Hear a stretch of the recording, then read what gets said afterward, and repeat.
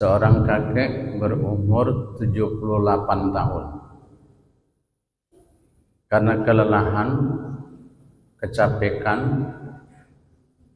maka kakek ini pingsan. Maka dibawalah dia ke rumah sakit swasta yang ada di Riyadh. Riyadh itu ibu kota Arab Saudi.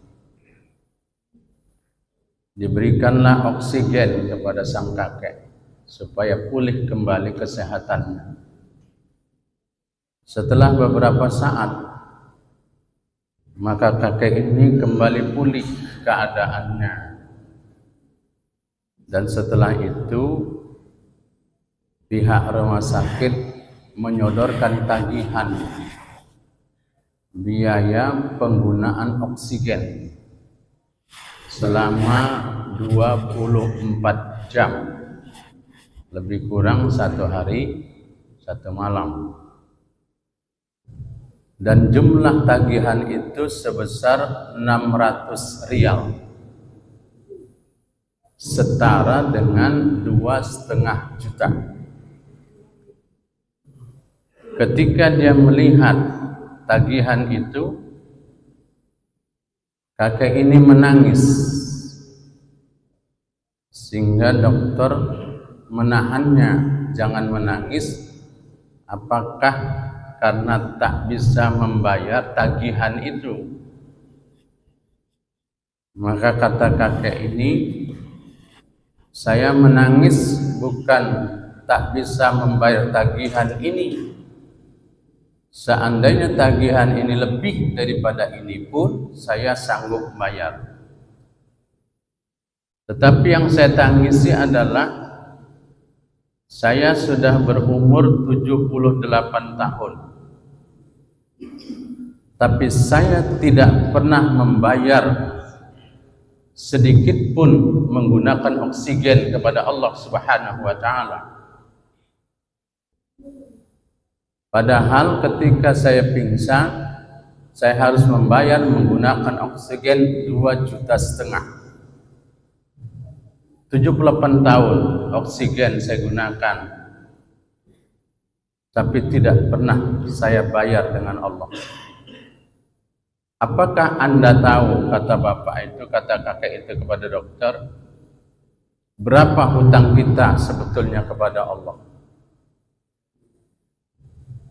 Para jemaah yang dicintai Allah, meleleh air mata dokter itu. Kalau kita mau jujur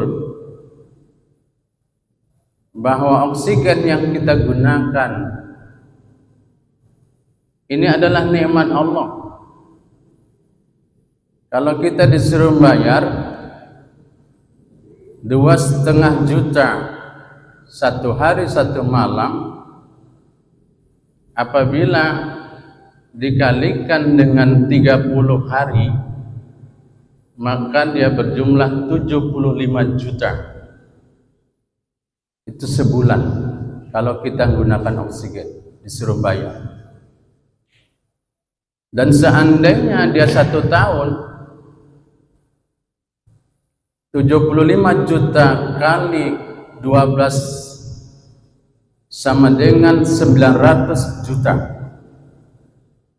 Itu 1 tahun. Pertanyaan kita, berapa oksigen yang sudah kita gunakan? Tergantung usia kita. Berapa usia kita sekarang? Begitu banyaknya oksigen yang kita gunakan, dan itu gratis dari Allah Subhanahu wa Ta'ala. Seandainya usia kita 50 tahun dikali 900 juta, itu sama dengan 45 miliar yang harus kita bayar. Renungkanlah itu. Belum lagi kita coba menghitung nikmat Allah berupa sinar matahari. Belum lagi kita hitung nikmat Allah berupa air yang kita minum, kesehatan tubuh kita, organ tubuh kita, jantung kita berdenyut setiap saat dan setiap waktu, dan lain-lain sebagainya. Tak sanggup kita membayar betapa banyak nikmat Allah yang sudah kita nikmati. Rasanya kalau kita renungkan, tidak layak manusia itu melawan kepada Allah. Tidak layak manusia itu tidak patuh kepada Allah. Dan tidak layak manusia itu tidak taat kepada Allah Subhanahu wa ta'ala. Para jemaah yang dicintai Allah, maka Allah memerintahkan kepada kita untuk senantiasa bersyukur kepadanya. Perintah bersyukur itu bukan berarti Allah membutuhkan. Allah tidak membutuhkan. Seandainya manusia ini tidak bersyukur kepada Allah, Allah itu tetap maha kaya, Allah maha besar, Allah maha terpuji, Allah maha kuasa, dan Allah yang memiliki alam jagat raya ini. Tapi hakikatnya kita bersyukur kepada Allah Subhanahu wa ta'ala, hakikatnya untuk kepentingan dan kebaikan kita. Perhatikan firman Allah Subhanahu wa ta'ala di dalam surah Luqman ayat 12.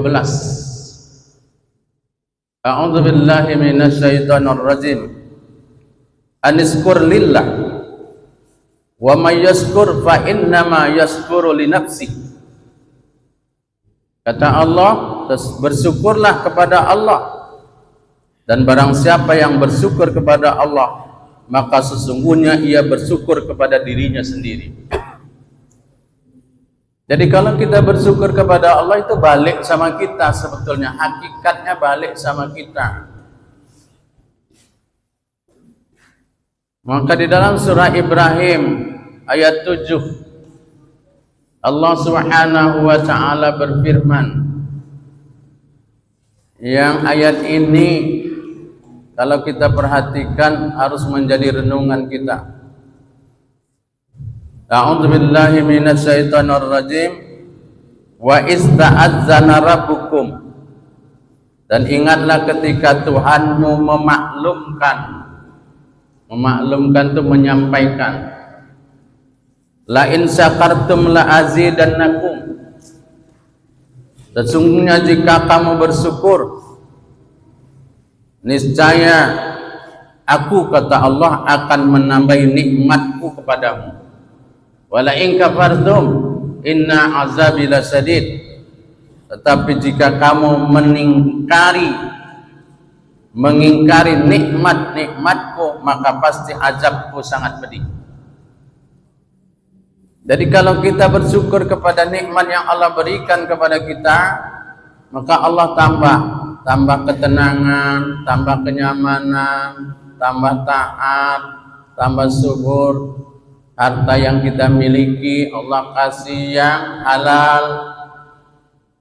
Sebab apabila harta itu halal, maka kita mudah mengerjakan ibadah, hidup jadi berkah, anak-anak soleh dan solehah. Mudah-mudahan harta kita melimpah. Mudah-mudahan suatu saat bisa berangkat haji dan umroh, dan mudah-mudahan bisa mengunjungi Mekah dan Madinah. Amin. Ya Allah, amin ya Rabbal alamin. Tetapi kalau kau ingkari, kata Allah, azabku amat pedih.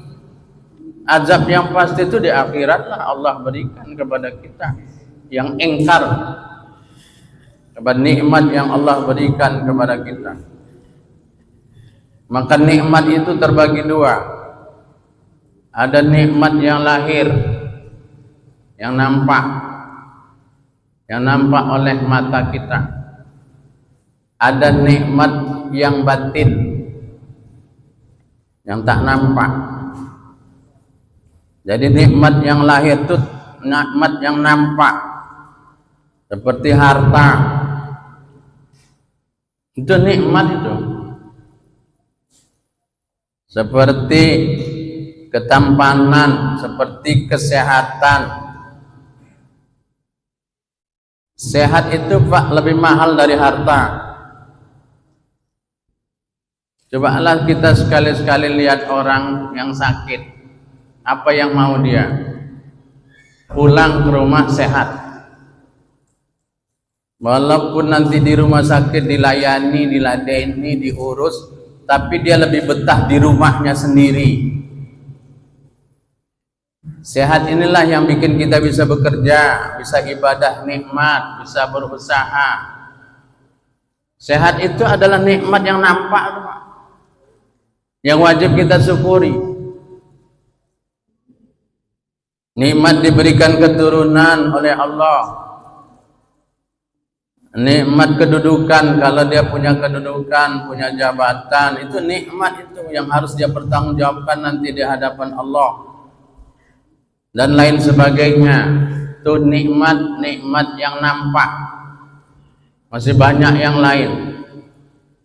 Nikmat kita bisa menikmati minuman, nikmat kita bisa menikmati makanan.